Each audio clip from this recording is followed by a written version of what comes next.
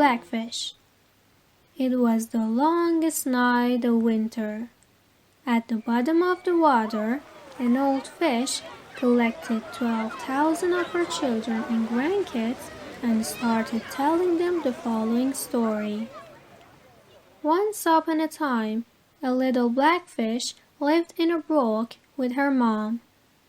This brook ran out of the mountain stone walls and fell into the bottom of the valley. Their house was hidden behind a dark, moss-covered rock where they both slept at night. The little fish was longing to view the moonlight in their home even for once. The mother and kid swam after each other from daylight to sunset. They sometimes joined other fish and moved in and out of tiny areas. The small fish was an only kid, because only one of the 10,000 eggs laid by the mother had been survived. The small fish had been deep in thought for some days, and had talked very little. He went hither and thither with laziness and reluctantly, and he lagged behind his mother most of the time. Her mom imagined her child was sick, but would heal soon. But actually, the blackfish's pain was quite something else.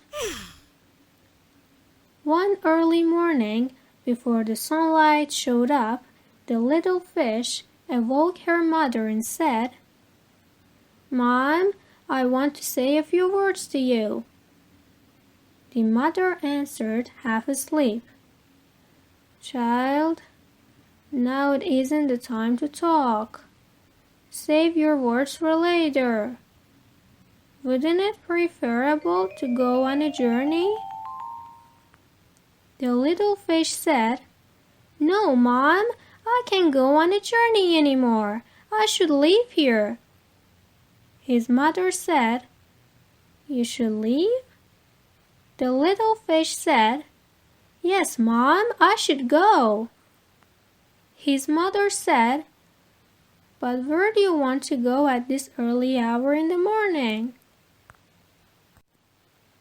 The little fish said, "I'd like to go to see where the brook ends. I've been wondering, Mother, where the end of the brook is. But yet I haven't been able to find out. I didn't sleep a wink all night. Finally, I decided to go find out where the brook ends. I'm eager to know what's going on in other places." The mother laughed. "I used to think like that when I was a kid. But darling, a brook has no beginning and no end. That's how it is. A brook always flows and never reaches anywhere." The little fish said, "Well, dear mother, isn't it right that everything should come to an end? Nights come to an end, days come to an end, weeks, months, years." The mother interrupted, "Forget these big words. Let's go on a journey. Currently, it is not the time to speak. It's the time to swim." The little fish said, "No, Mother, I'm bored of that. I want to go see what's going on in some other places." Perhaps you feel somebody taught these beliefs to the little fish, but believe me, I've been thinking about that for a long time. Of course, I've learned a few items from others. For example, I'm aware that when most fish reach a certain age, they begin to moan about everything. I'm curious if life is merely looping about in a confined space till you die, or if there is another way to live in the world." The mother exclaimed when the little fish finished, "Are you insane, my dear child? World, world. But what does the world mean? The world is just where we are, Life is just what we have." At this moment, a giant fish came up to their house and said, "What are you arguing over with your child neighbor? Don't you have plans to go swimming today?" Following her neighbor's voice, Fish's mom got out of the home and remarked, "What is the world going to? Children now want to tutor their mothers something."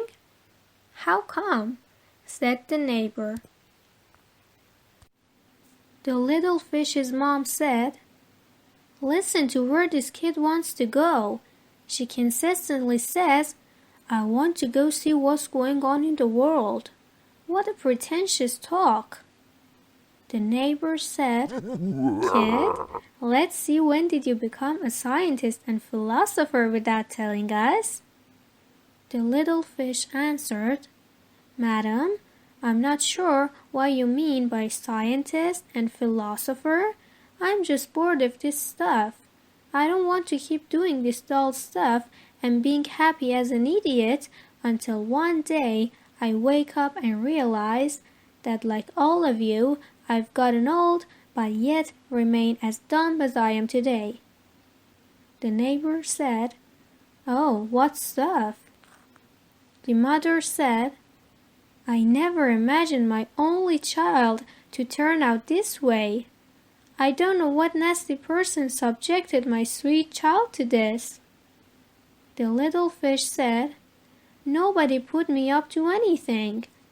The small fish said, "I have logic, intelligence, and comprehension. I can see as I have eyes." The neighbor told the little fish's mother, "Sister, do you remember that twisted-up snail?" The mother said, "He used to debate my child. God damn him." The little fish said, "That's enough, Mom. He was my friend."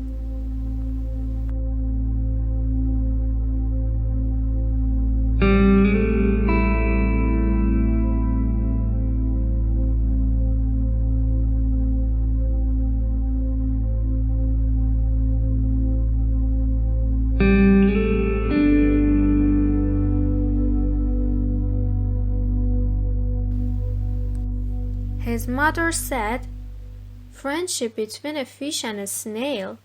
I never heard such a thing." The little fish said, "And I've never heard of a fish and a snail being enemies, but you made an end of that poor snail." The neighbor said, "These are words from the bygone." The little fish said, "You yourself brought up the subject from the past." His mother said, "He deserved that we kill him. Have you forgotten what he used to say anywhere he went?" The little fish said, "Then kill me as well, because I'm saying the same words."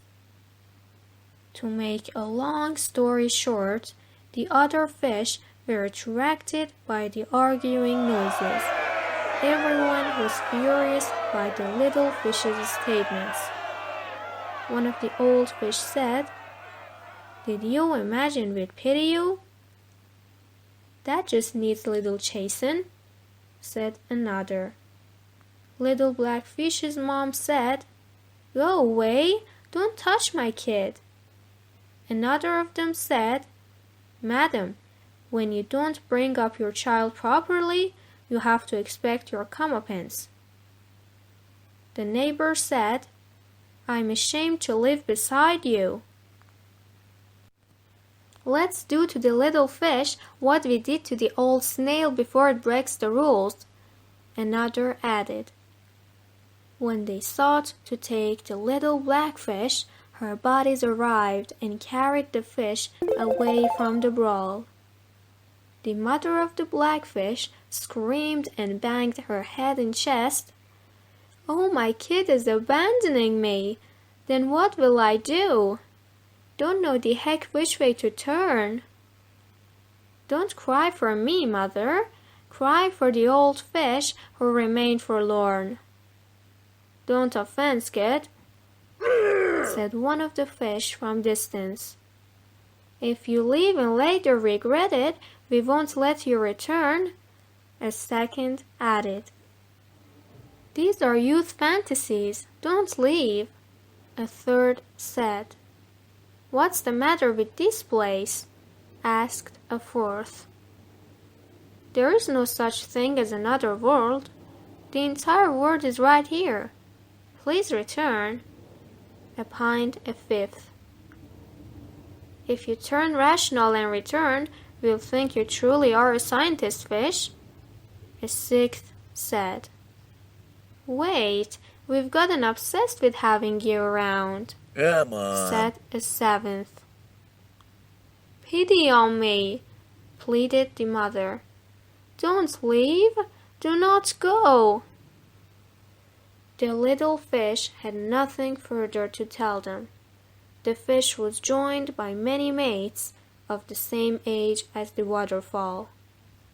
My buddies, I hope to see you again, the fish said as they walked away. Don't forget about me. How could we forget you? The friends questioned.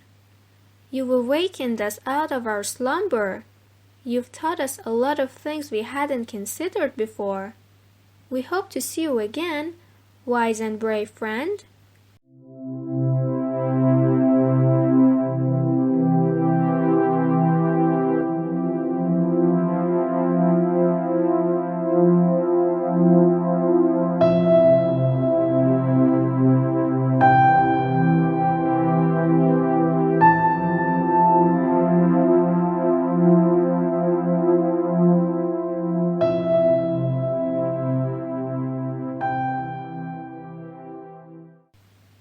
The little fish swam down the waterfall and fell into a pond full of water.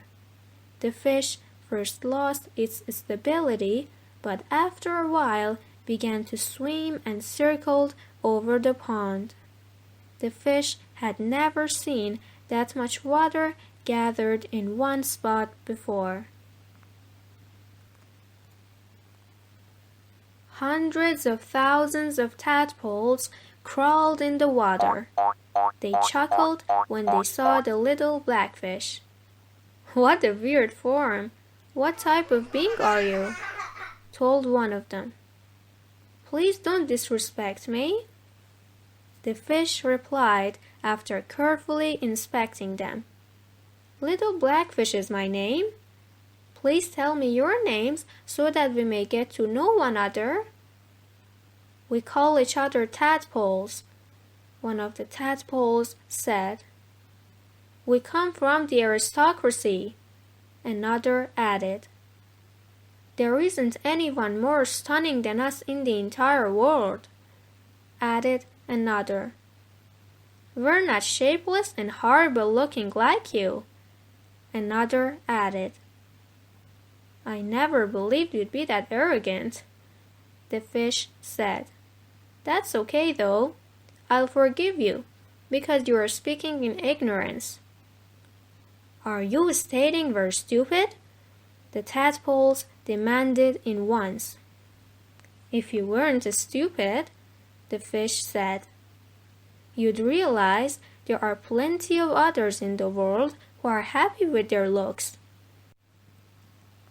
You don't even have names of your own.